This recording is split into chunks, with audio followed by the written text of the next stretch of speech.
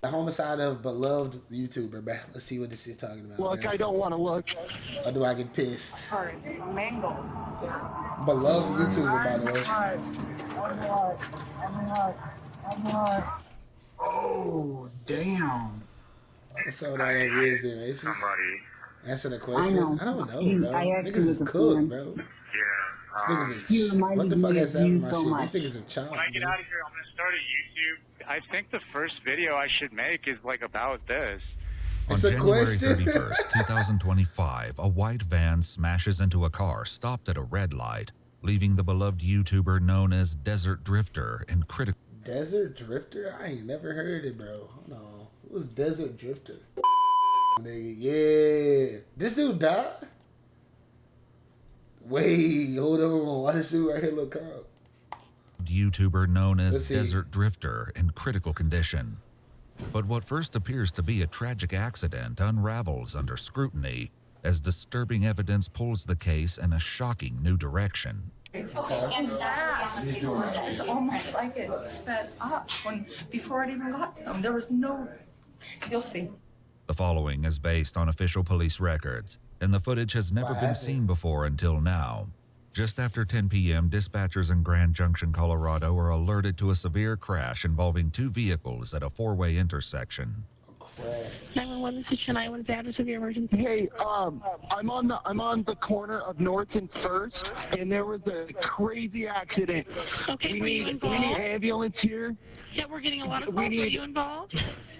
No, I was not involved. I'm told I don't want to look. I don't want to look. Okay. Oh. Nearly a dozen calls flood in, including one from two witnesses who saw the incident unfold. The guy was driving sporadically. We could see he ran a red light before. He was hauling butt down the road. And oh my God, baby, we got we got to stop. And you said it was a van or whatever kind of vehicle? I can't tell what it is. It's like a utility van. That's the one that ran the red light and smacked into this other vehicle. And I can't tell what the other car is, but it's nasty. Like a sedan of some kind? Something like that, yeah. Officers arrive to find the white van with smoke pouring from its damaged engine. A second vehicle lies overturned against a building, its frame crushed so badly it's nearly unrecognizable. Yes. Somebody is trapped in this car. He's talking to you until they get here, okay? Hello. There they are. See? He's here, okay? He's conscious. He's like responding. Okay. Is there anybody else in there? Yo, what the heck? Yo, what's up with that? Yo, that's more than a rat gang. What? He's talking to you until they get here, okay? Hello. What's there they are. See? He's here, into? okay? He's conscious. He's like responding. Is there anybody else in there with you? There's somebody very, very heavy damage in this car that's upside down. One person trapped inside.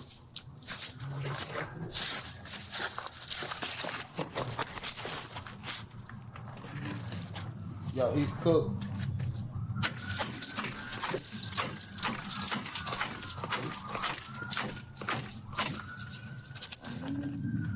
Can you hear me in there?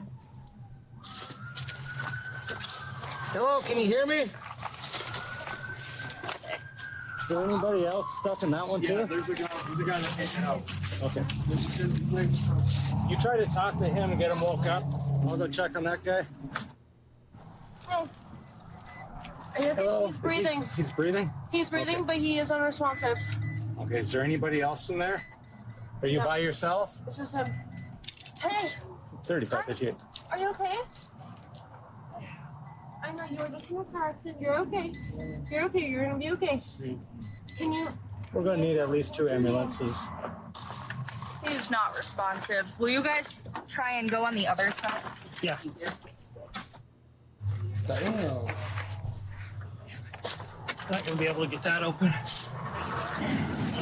He's breathing. Well, you can only imagine what type of way, like how fast was this person going, and how did he get the worst side of this, bro? He is breathing. He's breathing. He's unconscious. He's buckled. We're gonna have fire. Get him out. They're gonna have tools on that. He's on the passenger side. Is he awake? Breathing. He's breathing. He's not conscious. He's buckled in there. Copies. Jules! The driver of the overturned car is later identified as 36-year-old Andrew Martin Cross, the YouTuber known as Desert Drifter. While a rescue team prepares to cut him free, an officer up the road tries to keep the other driver calm. Good. All right, there you go. Yep. All right, just, yep, ambulance is here. Fire truck's gonna try to get you out, okay? Bro. Okay. You're doing good, just keep awake, all right? Bro, I'm a human. What's that? I'm a human. Yeah, you're doing good. I know, dude. You're doing good, okay? Bro, I'm human. What? Get in there home. The driver of the van is identified as 37-year-old God, don't look at the front of what the heck is that? Look at the front of that shit. God. Ragnar Nicholas Nick Crystal, a U.S. Army veteran. The front end of his van is completely crushed, and the dash and steering wheel has effectively pinned him to the driver's seat. Firefighters utilize a spreader, a powerful hydraulic tool, to lift the dash and free him from the wreckage. Guys. All right, there we go. Okay. Yeah, up and over. Okay, ready? 1, 2. Oh, you got a right behind you. Stretch right behind you. Other way. There we go, Nick. All right. There we go. All right. Let's get a C-collar and get lines ready. Meanwhile, backup officers arrive and attempt to collect statements from witnesses. Hi. Did you see what happened? I was just heading westbound, and I saw like maybe a little bit of it, but not enough to give a testimony. Beside the officer, a bystander records distressing footage of the crash site on his cell phone, which later surfaces on YouTube. I don't know where he is. Damn. Stop recording. Did you guys see what happened? No, we were same as him. Okay. And we just want to stand this criminal justice. Okay. Ma'am, did you see what happened? I didn't. I was sitting at Stinker. I saw the explosion, but I didn't actually see exactly what happened. It was an explosion? What? It was an explosion? I'm an Uber driver. I was waiting for a call, and so I rushed over and called 911 and tried to do a little assessment for an operator. I really couldn't tell you what happened. I mean, it's, yeah, my car is mangled. Yeah. Once Nick and Andrew are both freed, they're transported by ambulance to St. Mary's Hospital in critical condition. For first responders who remain at the scene, it's difficult to imagine how both drivers survived such a violent wreck. They survived it? At least he was wearing a seatbelt. Yeah. I think he smacked his head right on that windshield. You got that stuff? Oh, I'm sure he smacked into a lot of stuff. I can't believe that guy in the van was talking. What were they chasing? We weren't chasing him for anything. We were told that he was running from the cops. This guy was running from the cops. He came through the intersection and took him out. No. No? No. Yeah. That's what we were told. We're like, where'd this come from? Who told you that? I don't know. Oh, yeah, no. It was passed on to one of our guys, and then they passed it on. Yeah. Rumor mill. Yeah. That's how that stuff started. Yeah, exactly. Rumors aside, officers are still a long way from understanding the truth of what happened here tonight. An officer arrives at the hospital and attempts to question Nick, the driver of the van, but this proves challenging. Hey, Nick. I'm Officer Keys. Please release my body. Can you tell me what happened? Nigga getting possessed? Why is it my fault? I didn't say anything. I just asked you what happened. These crazy people want control.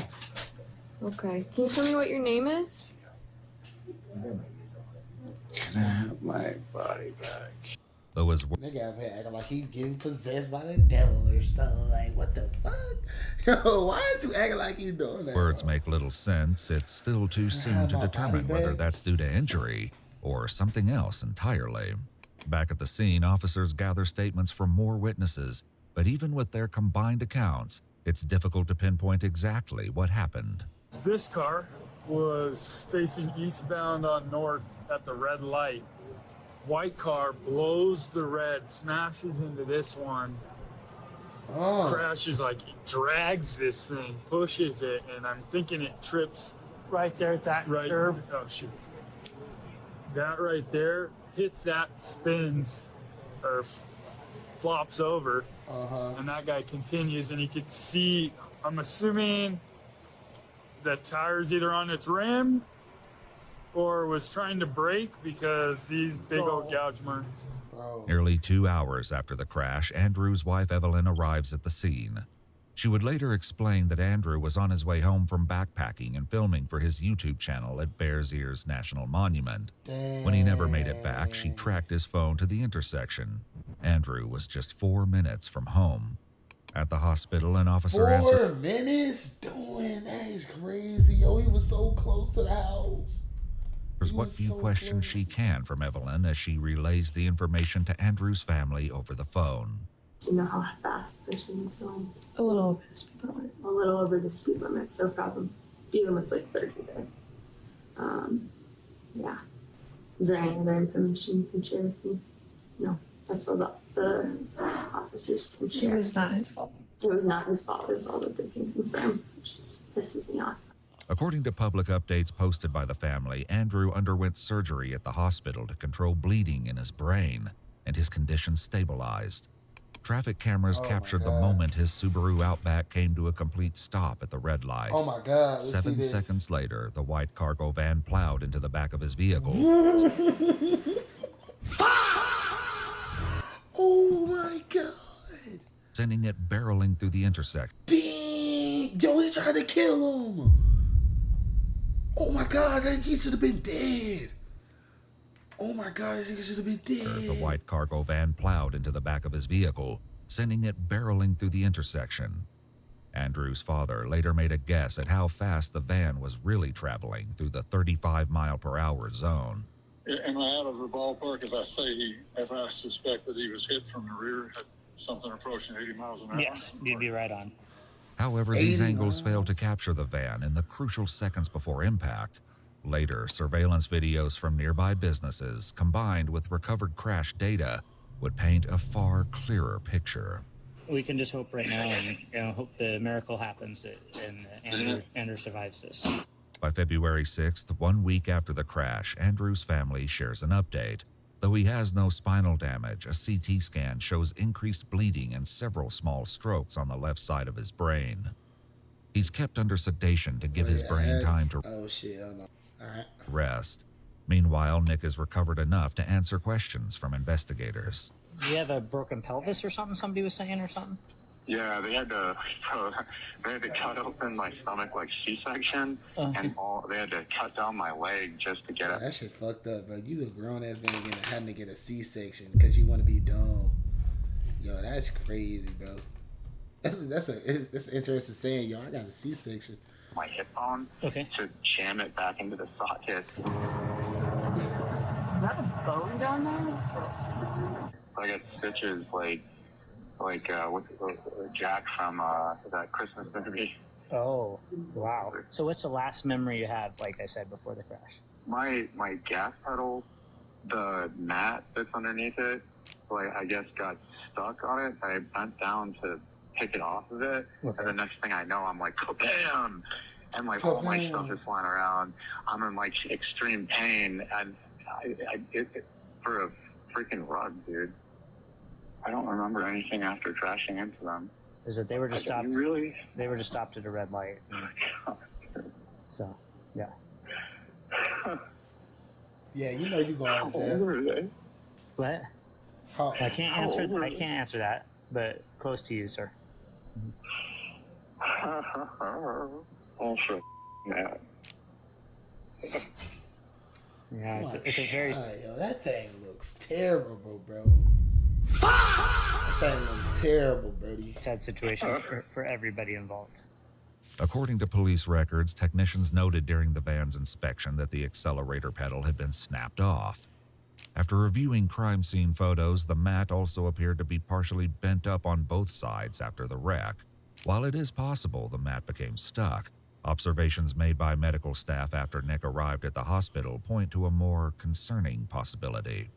Any drugs, alcohol, or any other distractions at night, sir? A rug can't push your car down.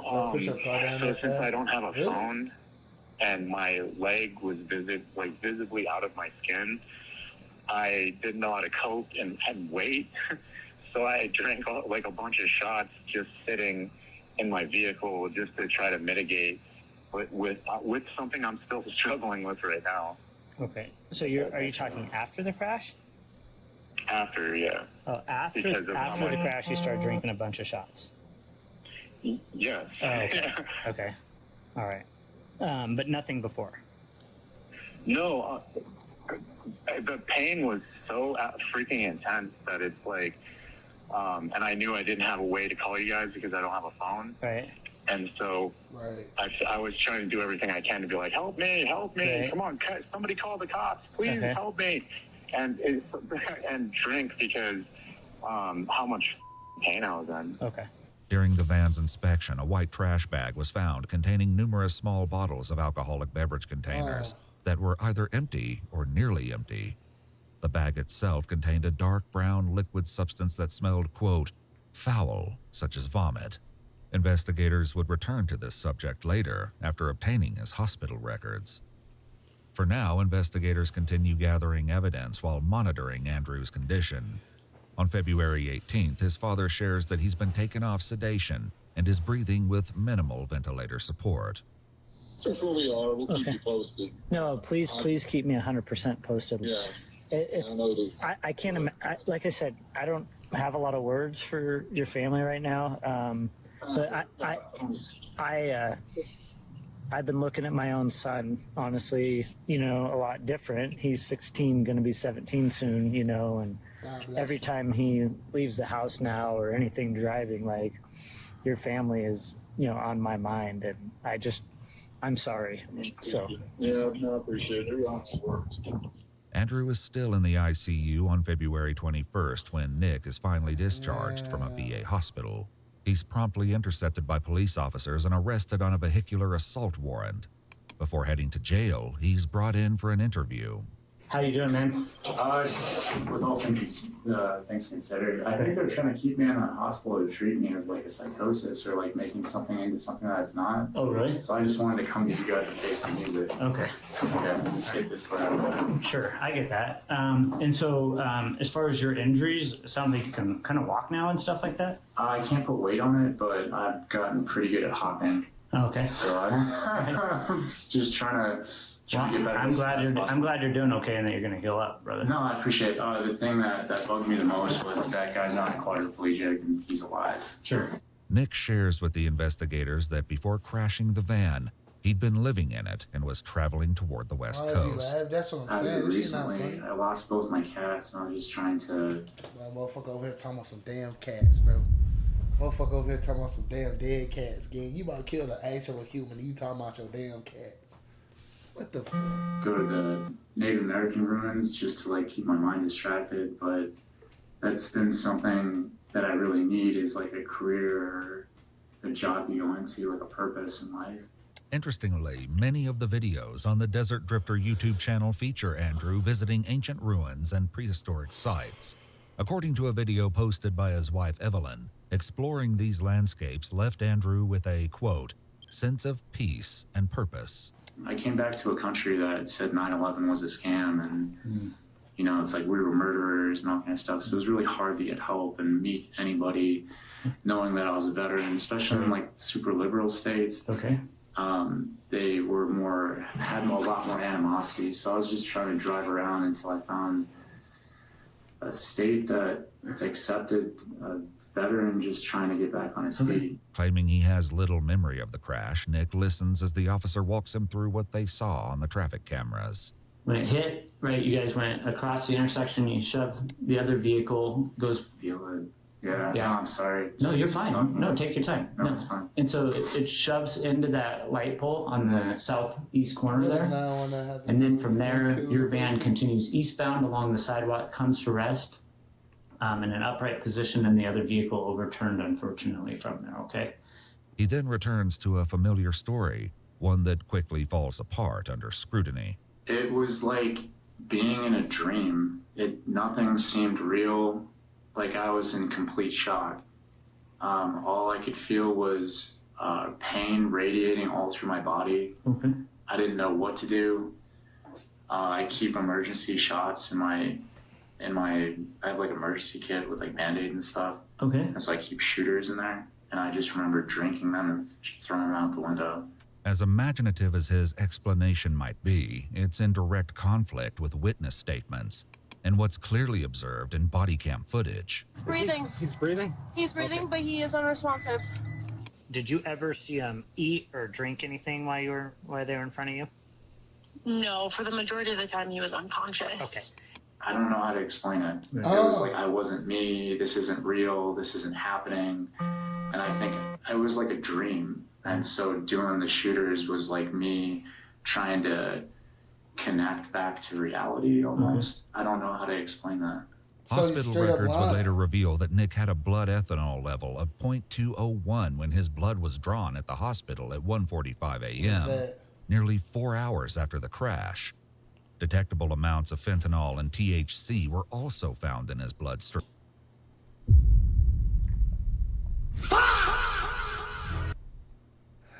Bro's on that fit. Oh my God. Niggas on that fit. Investigators also shared something with Andrew's father that has disturbing implications. Lock him up. We have a ready report. Lock him up. Do you know what that is? Lock him up. Report every drunk driver immediately. We have that from hours prior to the crash. Of course. Out near the Palisade area. Okay. With that van. Of course. But that was quite a few hours prior. But had already reported that they were possibly, under the influence at that point. Have you ever gotten a DUI before or anything like that? 11 years ago. Oh, 11 years. Oh, quite a while ago. According to police records, Nick was arrested in February of 2014 and charged with DWI, aggravated DWI, and reckless endangerment.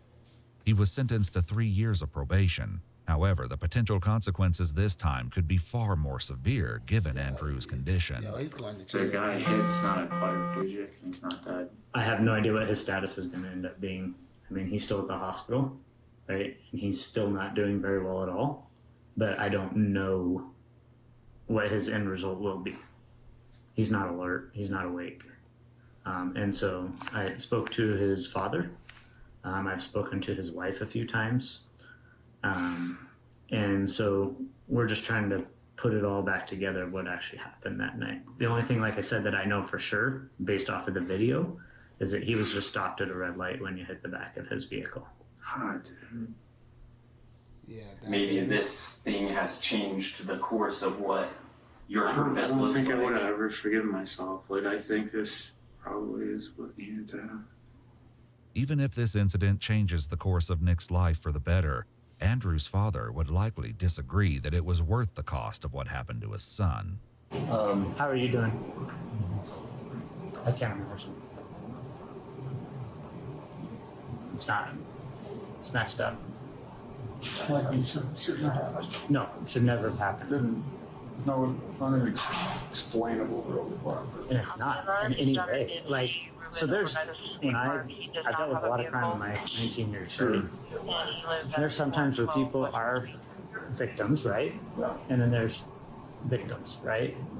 And this is one where it's just 100%. He is a victim every way.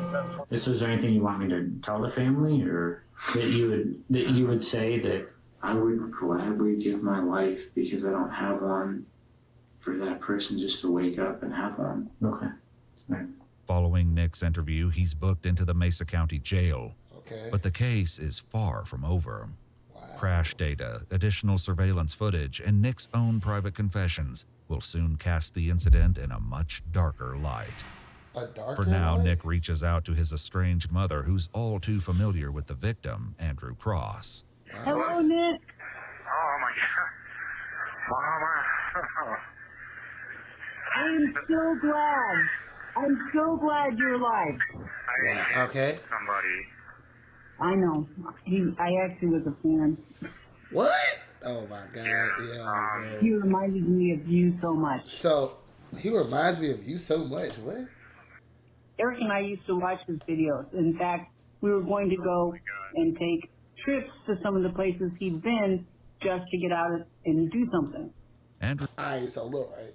My question is, like, say you watch a YouTuber, right? Say you watch whatever you watch, and you find out your kid killed him. What did go through somebody's mind on that? What was my thought process? Like, yo, or say your cousin or something killed your favorite YouTuber or your relative. That would be like, gang, why you do that? You just fucked up all my laughs. I would sell my kid. Alright, I'm glad you're still legit. Alright. Andrew's YouTube channel, described as exploration and adventure with a historical twist, mainly focuses on solo hiking treks in both well-known and remote areas, often highlighting historical sites and artifacts.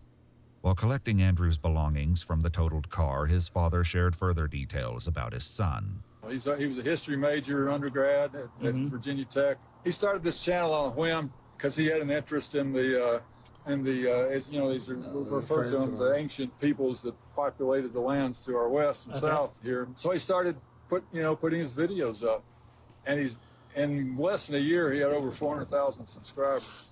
To date, his YouTube videos have amassed over 97 million views. Dang, I've been doing this stuff for years and never would have imagined that other people would be interested in coming along.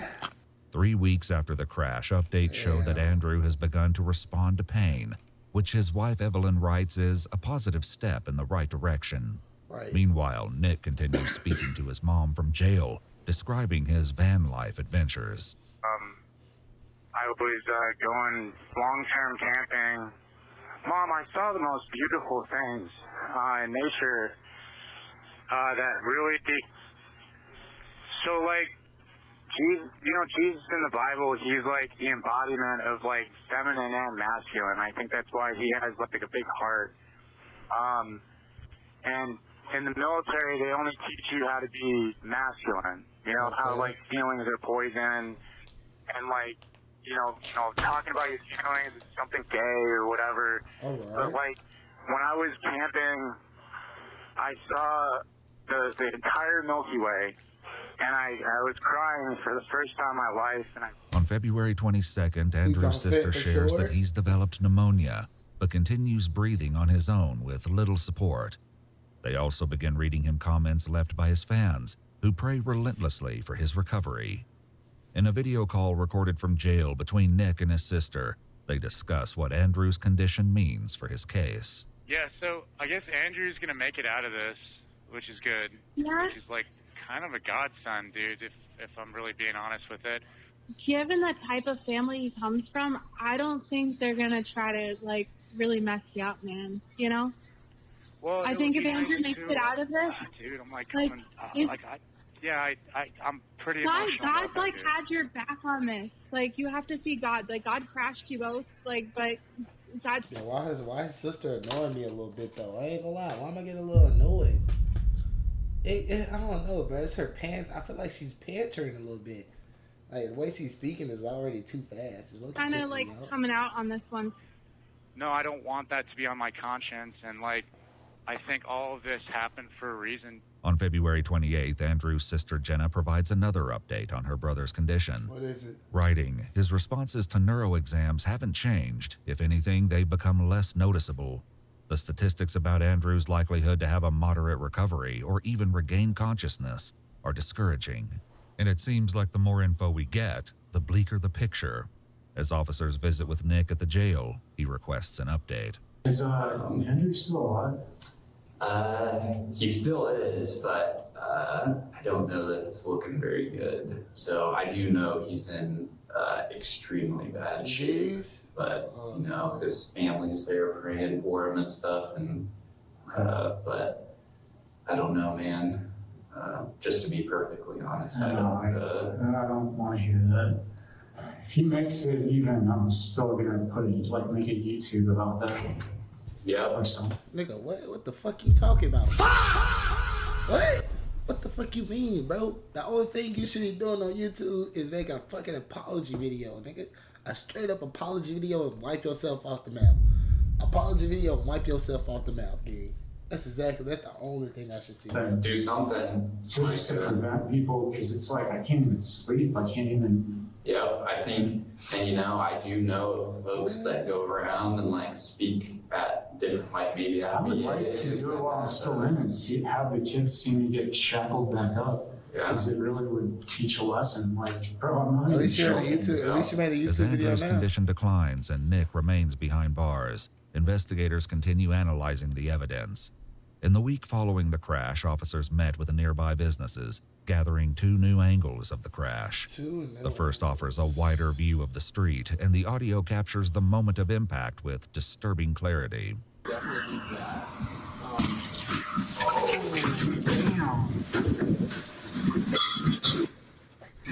The footage reveals that once the van struck Andrew's car, it carried it down the street until it collided with a light pole, causing it to roll over as it landed against the building. Another nearby business caught a similar angle, but one disturbing detail stands out. What's the stand out? And then it's crazy. From way far away. And that is almost like it sped up before it even got to him. There was no. You'll see. In video footage recorded on an officer's phone, the van can be seen gaining intense speeds before smashing into Andrew's car at the stoplight. According to crash data, Nick was traveling at 80 miles per hour 5 seconds before impact. In the final tenth of a second, his speed climbed to 82, indicating he accelerated just before the collision. After learning the exact speeds at which his son was struck, Andrew's father shared a calculation with the investigating officer. The weight of that van, I estimated to be 10,000, his to be 4,000. Speed of travel, 82 miles an hour, his car being stationary.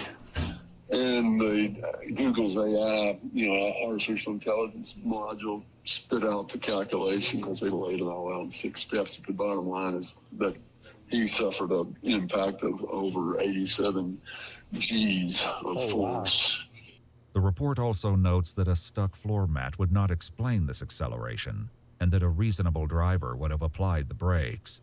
Despite all the data, nothing could explain what compelled Nick to speed up before striking Andrew's car. I've been through some tough stuff, dude, and I didn't have a means to react because I have insecurity issues and PTSD. Yeah, that is what this kind of. Google AI. And so, I don't know if my subconscious took over that night as Dr. Jekyll and Mr. Hyde, but I don't remember. Nigga just saw this of an old ass cartoon movie type slash. Nigga said the Jekyll and the Hyde. Gang, you didn't transform, nigga. That fit must have transformed because that's what it was. That fit. Yeah, I'm tired of even hearing that because of who was targeting me for so. No, it's fine. It's hilarious. While it's unclear exactly who Nick believes was targeting him, he spoke further on the topic with his mother. There's some YouTuber bragging to the internet saying she was hacking my phone. It's it was a pretty traumatic 7 years ever since meeting Ross. And instead of doing hard drugs and becoming a criminal, I did everything I could to keep my sanity. And what happened with Andrew was a complete mistake. I never intended that to happen. Dude, I was on the phone with the government, and I was accurately pointing out their emotions on a phone as they felt them, even reading their minds. And I became such a controversy that there's thousands of people on the internet that were calling me the beast from the Bible, dude. And while discussing the crash with his mother, a crucial detail in Nick's story suddenly changes. I had edibles for, PTSD or whatever to go to sleep at night, and I hadn't drank in a year. It wasn't me drinking on my own because I'm sad. There was somebody that came up to my van that offered me, they had a big bottle of Jägermeister, and that's the last thing I remember. And then I remember waking up in the hospital, just lost and alone, Mom. Okay. And so when somebody offered me a drink, I took it because it was another human being who, I'm alone, I'm by myself, offered a good thing to me, or so I thought, and I kind of forgot my problems with alcohol, Yep, I do. I wouldn't be hearing shit. In a cruel twist of irony, Andrew's father shared that his son once worked with a group that provides support for struggling adults, including those who are suffering from PTSD. They're in Utah nearby, then they're an outdoor, registered or whatever you have to be, accredited outdoor therapy program for people with primarily drug addictions they're trying to kick, but also some alcohol. I have a lot of people in my life that love me, but I didn't love myself, and I couldn't forgive myself for everything that I didn't want to talk about, and it kind of ended up like this. Okay. And you guys are right. You're right about everything. I didn't know how to open up to you guys. I didn't know how to talk to you. And it was better to drown my problem in probably every bottle I ever drank. Alone, by myself, with no friends. But I think this kind of needed to happen because the last time we ever talked was when I got my first DWI. Yeah. And I think it's ironic. The only thing that I want is for that guy that I've hit to make it through. As he continues sharing with his sister, Nick reveals the plans for his own future. There were so many thousands of people demanding that I got a gift, and they couldn't figure out where it came from, whether it was a brain injury or like somebody's looking over me. And I think all of this needed to happen. And like, I have an idea of what I want to do when I get out. Like maybe to make a YouTube, but I wanted to make tents and sell them because I kind of got into sewing. But like, just to travel with that message too, like just have like, free coffee and be like, hey, if you don't buy anything, I've been lonely for a long time and I admit it, and it would be good to just have coffee with somebody. But so you telling me you finna, if he makes this shit out, you're gonna get out, make a YouTube video, make YouTube videos to sell shit, right? You're basically doing TikTok shop on YouTube. You're just gonna basically be doing TikTok shop. But other than that, and then you're gonna try to get sympathy. He's gonna try to use sympathy to get some shit. Yo, bro, it's time to wrap it up, bro. He wants sympathy views, bro. I want to buy my stuff. That's cool too. You're a multifaceted person. I can't see you saying one. Then he's gonna make a YouTube video after hitting a famous YouTuber though. That's even worse. You can't do this and then try to make a name for yourself after that. That's bad PR. Well, then, like Gemini, help me make it, and then be a part of the channel. You know what I'm saying? That's bad PR. Why not? Yeah. That'd be really cool. And I think the first video I should make is like about this. Oh my God, he's trying to profit off of this, man. That's crazy. He's not even gonna go do the stuff he wanted to do. He should make it. Wait, how would you go about that? No, Dick, you already got 1,000 people. Like, I feel like first thing, it should be just an apology video, not the things that just apologize first. Nah, he should just apologize and just wipe himself off the map. I don't know what else to say. Nick dreams of a future in the spotlight. Andrew continues to decline. Facts. On March 2nd, 1 month following the crash, Andrew's sister announces the family's difficult decision to remove him from life support, following multiple strokes affecting important parts of his brain. She writes, "We know that a life dependent on machines is not what Andrew wants." It had to be exactly this way. It had to be a guy that you would have loved. Like if it had just been some schmuck, like maybe this wouldn't have hit so heavy, but like he's a good dude, man. Like dude, I was in court and like when they didn't know if he was gonna make it or not, and they said like his wife, like we left her voicemails and we might need to push this. I'm gonna keep it 100, chat. I'm like I just thought of some shit, right? If you on life support, right? Say you the same thing as what's it at? If you the same thing as bro, would y'all want to sit on life support, or y'all just want them to end it right then and there? I ain't gonna lie, low key, let me fight. I want to live exactly, yo. Let me fight for a good little. You feel me? Just let me keep fighting for a good minute. Give me some more time to fight. I'm trying to stay alive. I'm scared to death, as everybody should be. Trying not to go there, but like you might need to push this to a manslaughter. I cried all through court, dude. On March 4th, 2025, 36-year-old Andrew Martin Cross passed away in the company of his wife, family, and friends. Before his death, Andrew's best friend and dad tirelessly dug through the wreckage of Andrew's car to find his camera in the hopes of salvaging his footage. Right? He's got a camera that's on a pole that he does a lot of filming with. Yeah. And wait a minute here. He uses that one. Yeah, he uses that. Do you know what it looks like? Yeah, it looks like your body cam. On a stick? On a stick. Yeah. Well, the interesting thing is we found in that van earlier, and I wonder if when they were scooping things, if they threw it in there. Probably. Oh, yeah. So wait, just a minute. Let me go over there. What? Let me see. They're missing a 3D camera, and they're describing it as that one that we saw here, John. That 3D one?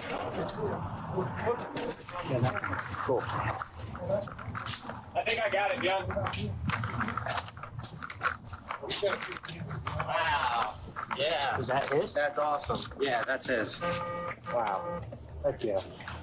That's great. Thanks, guys. Yeah. Miraculously, the equipment was still functioning enough to download the footage. Evelyn uploaded the final adventure of her husband to his YouTube channel in October of 2025. Nothing but shenanigans, my friends. I'm glad you were with me. I could feel your presence. As Nick faces upgraded charges in the wake of Andrew's death, he recalls a near-death experience in which he was given an unexpected warning. Like, I was at peace. Oh but, my like, God. Grandma was trying to... Wait, was that the actual... That's dead ass his final... Oh my God. Wait, that's his final words, bro. That is crazy. Explain to me, like, you can't leave a debt unfulfilled, especially when you take somebody's life. Once I pay the price for my crime, which is Andrew, in a court of law, I don't owe any. I'm not a sinner. I didn't. You know, it's like when you do crimes against people and you run away from it. That's when you're a sinner. That's when you're a liar. That's when you're a manipulator. But if you get punished here on earth, then it's settled. On October 8, 2025, Ragnar Nicholas Crystal pleaded guilty to vehicular homicide while driving under the influence as part of a plea agreement. In December of 2025, he was sentenced to 10 years in the Colorado Department of Corrections, followed by 3 years of parole. If you'd like to see select new videos early... Damn, so that nigga got vehicular... Ah, dang, bro. That's crazy, bro. Nigga just sat there and just like... He killed a dude. He killed a YouTuber. That's it. That's what I'm saying. Yo, you think I killed a YouTuber? And then say I'm gonna make a YouTube. Did they not get that footage? Yo, bro trying to profit off of that. Yo, he should have got way more than 10. Personally, I think he should have got way more than 10. But that'd be video though, man. Rest in peace, that boy. His name was Desert. Baby, this the blood.